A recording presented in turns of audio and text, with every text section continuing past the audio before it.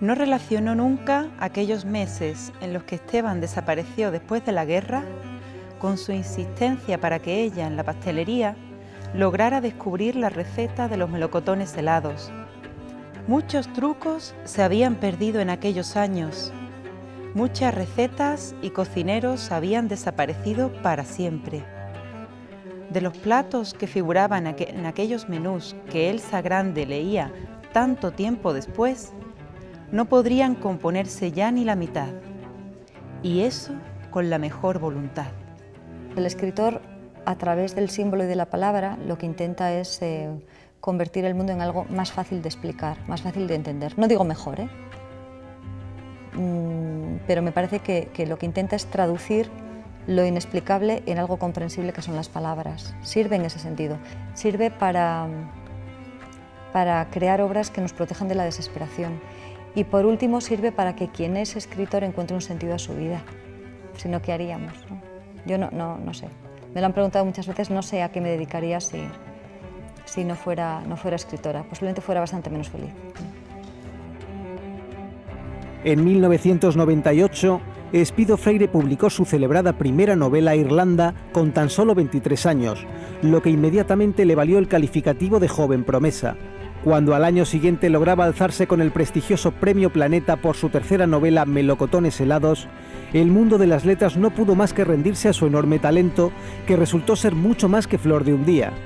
Y es que con más de una veintena de libros publicados entre novelas, ensayos, libros de cuentos, poesía y narrativa infantil y juvenil, la suya es una de las trayectorias más sólidas del panorama literario actual. Tras su participación como ponente y coordinadora de un curso de verano de la Universidad Internacional de Andalucía en Baeza, hoy en Tesis tendremos la oportunidad de conocer a esta incansable narradora empeñada en enseñarnos la belleza de la palabra escrita. Uno de los medios históricos de controlar a las mujeres ha sido el de dirigir su pensamiento a través de un corpus de normas que limitan su independencia, su formación y la capacidad de decidir por sí mismas. Entonces, como en muchos lugares actuales, no bastaba con una sujeción física basada en el encierro, la sumisión económica y la exigencia de castidad, sino que también había que convencerlas de que no se podían valer por ellas mismas. Yo comencé a leer muy pronto, leía con 3 años, lo mismo que mi hermana mayor, porque nos enseñaron en casa a leer, en casa, no en el colegio. Y enseguida me convertí en una devoradora de libros compulsiva. Mis padres me los retiraban, me los escondían, pero estaba la biblioteca. Y la biblioteca municipal para mí fue básica. Entonces, por imitación, comencé a escribir. Lo que no me gustaba, lo que ahora se llamaría la fanfic, ¿no? Lo que a mí no me gustaba de los libros lo modificaba en mis historias. Y poco a poco fui creando historias de fantasía en que los protagonistas eran mis compañeras de clase, eran héroes de otros libros. Y más o menos ya en torno a los 14, 15 años yo sabía que quería dedicarle mucho tiempo a eso, que quería ser escritora, aunque no sabía cómo. Entonces los inicios tienen mucho que ver con estudio, con tenacidad y con una voluntad muy decidida. Yo otra cosa no, pero terca y trabajadora he sido siempre, ¿no?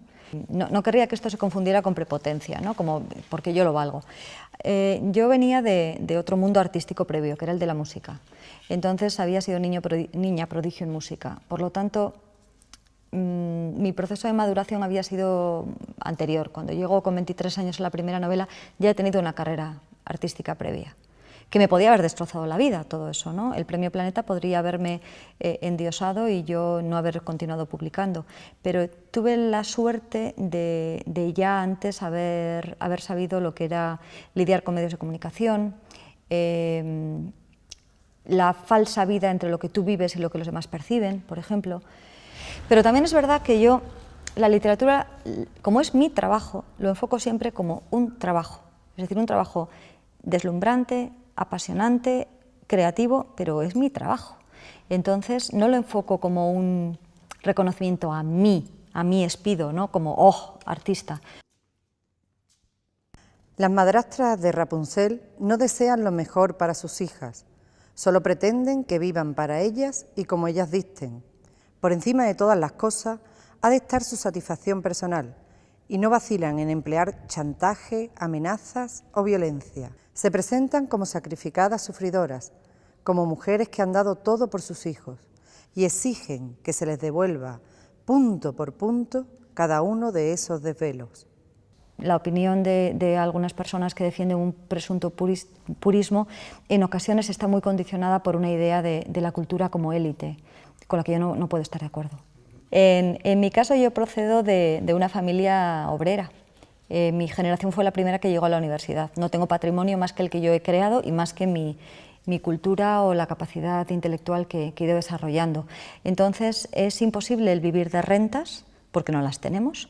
Es imposible vivir de los derechos de autor en sentido estricto de lo que generan los libros o de lo que generan las obras artísticas, porque en este país no están suficientemente protegidos y sobre todo pues porque es irregular, hay años en los que eso funciona mejor y otros peor. Entonces la mayor parte de quienes nos dedicamos al mundo cultural vivimos también del entorno cultural. Ya hacía años que estaba trabajando en docencia y que además estaba organizando ciclos en que coordinaba distintos autores. Además quería empezar a trabajar con marcas y quería plantearme un poco de qué manera podíamos los escritores y los autores gestionar nuestra relación con la administración pública y con distintos patrocinadores.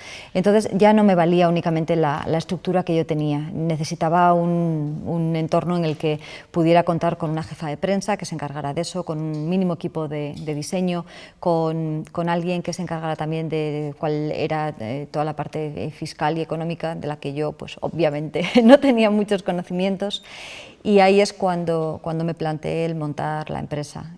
Se trata de cubrir una patita, que es la parte de formación y de docencia, otra patita que tiene que ver con la promoción de publicación mía y de otros autores, y por otro lado el crear ideas que resulten novedosas y que además nos ayuden a difundir la cultura y hacer para el artista que el mundo sea un poco más tierno en materia económica. Las mujeres ideales de la época de Teresa mostraban un rostro redondo, brazos bien torneados y con hoyuelos, pechos llenos y cinturas diminutas. Ahora, la delgadez es la norma. ¿Qué delito han cometido las mujeres para condenarse, sin razón aparente, a pasar hambre? ¿Qué trata de probarse, de demostrar a la sociedad la mujer que ingiere raciones destinadas a los prisioneros de guerra? Una vez más, la capacidad de controlar los instintos. El miedo instintivo a una mujer sin freno, a una libertad similar a la masculina, subyace continuamente.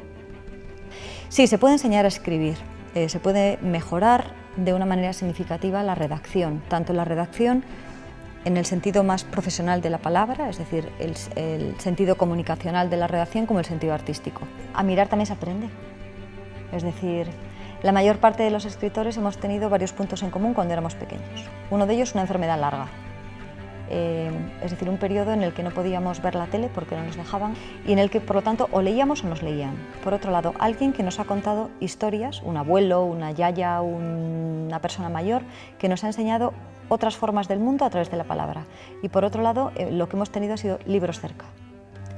Pero ¿qué pasa? Que si se amplía eso, nos podemos encontrar con que muchas más personas pueden descubrir que contar historias, por lo tanto, convertirse en escritor de una manera o de otra, es apasionante. ¿Cómo?